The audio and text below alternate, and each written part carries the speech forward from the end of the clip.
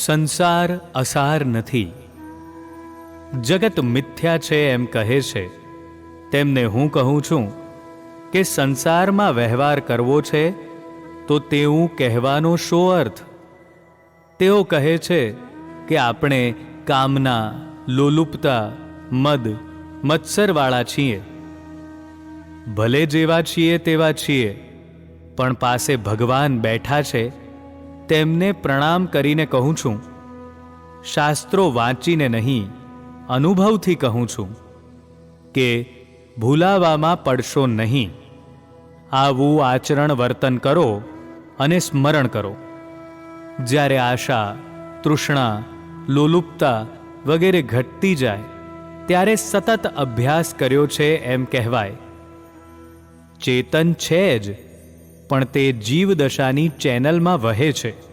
માટે એ ચેનલ બદલો. એ ચેનલ બદલીએ અને અભ્યાસ કરતાં કરતાં આવા થઈએ એટલે વૈરાગ્ય આવે. સંસાર અસાર છે એમ લોકો કહે છે, પણ જો રસ ન હોય તો માણસ પળભર પણ જીવી નહીં શકે. પૃથ્વીના પડમાં ગમે તે માનસશાસ્ત્રના અભ્યાસીને પૂછો. જગતને મિથ્યા કહેનાર પણ વ્યવહાર તો ચલાવતો હોય છે. જેણે ચેતનનો અનુભવ કર્યો છે તેવો અનુભવી આવું કહેશે નહીં. આપણે સંસાર વ્યવહારમાં કર્મ સંબંધ રહેવાનો. સંસારમાં કર્મ કરતાં કરતાં નિર્મમત્વ, નિર્લોભ, નિરહંકાર, અનાસક્તિ વગેરે કેળવવા પડે. તે બધું એકદમ નહીં થાય.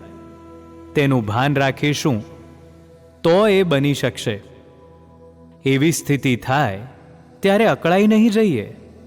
સંસાર વ્યવહારમાં સુખી થવું છે તો બે વાત કરો: વૈરાગ્ય અને અભ્યાસ કેળવો.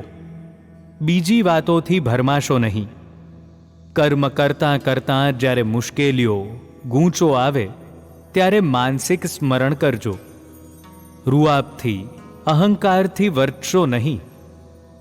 દંભ કરશો નહીં, પણ પ્રેમથી, સહાનુભૂતિથી વર્તજો.